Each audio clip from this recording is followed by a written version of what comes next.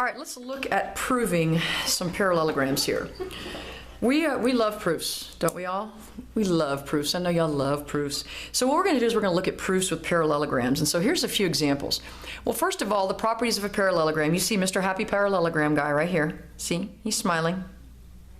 You can't see it, but I gave him a smile. And these are properties of parallelograms that you should know. Okay? Opposite sides are congruent. Opposite angles are congruent. The consecutive angles, which we call the neighbors, are supplementary, which means they add to 180 degrees. The diagonals bisect each other. Okay, and the last thing is that the opposite sides are parallel. So the opposite sides are parallel. That's pretty much a no-brainer since it's parallelogram. So these are the concepts we're going to use. So let's look at the next page, why don't we? And this is not really a proof, it's just practice on using the different types of properties of the parallelograms. So I'm going to look at this and I'm going to use some pretty colors because I like doing that. So if your given is that ABCD is a parallelogram, that automatically means if it's a parallelogram, you have opposite sides are congruent. It means that opposite angles are congruent. It means that consecutive angles are supplementary. And it means that the diagonals bisect each other. And what does bisect mean? That's right, cut in half. So they cut each other in half. So as soon as you know it's a parallelogram, you know those 4 points. So we're going to look at this chart and look at these statements and decide how we know. So the first one is AB would be congruent to what? CD. And AD would be congruent to BC. How do I know that? The opposite sides of a parallelogram are congruent.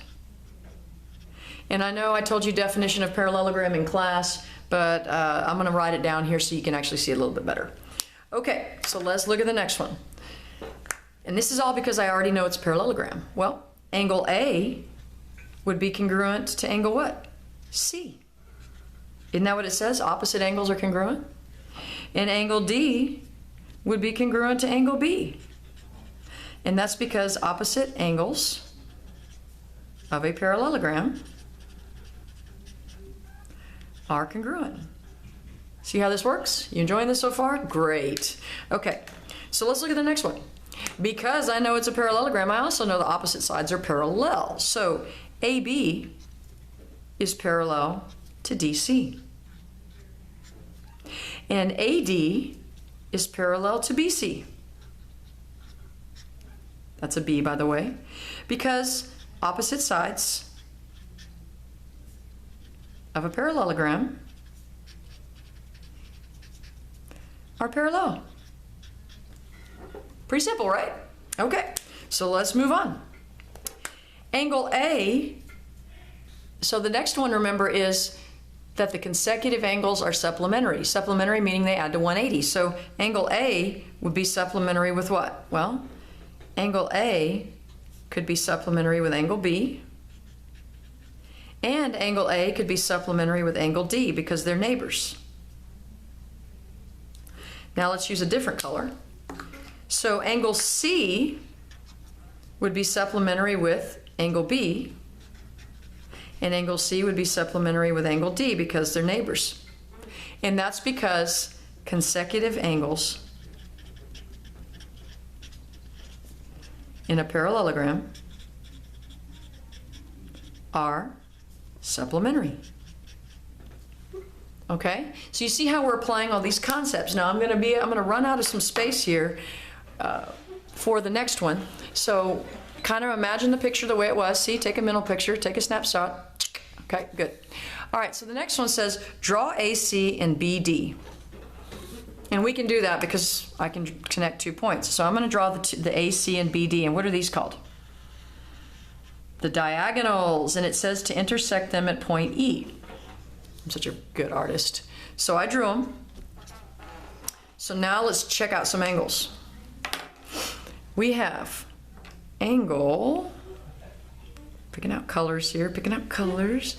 Angle BAC, BAC, that's this one. I'm going to color it in pink.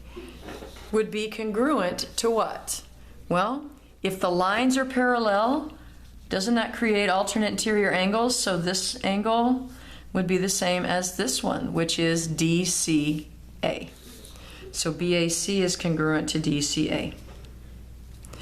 And then DAC, which is this angle, DAC, and I'll use a different color for that one because I'm just nice like that.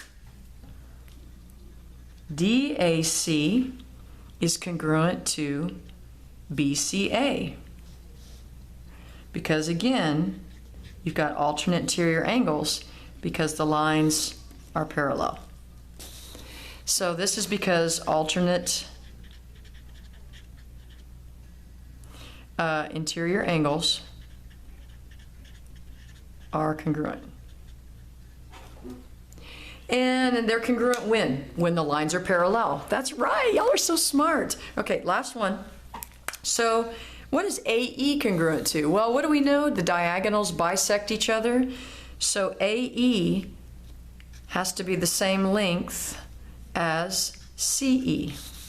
So I'm going to mark that as congruent, AE and CE. And then DE, which is this one, has to be congruent to BE.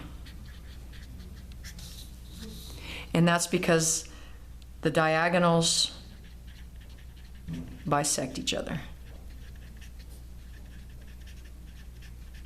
in a parallelogram. So that is how we've applied all the properties of a parallelogram in this particular proof. It's not really a proof, it's just an example.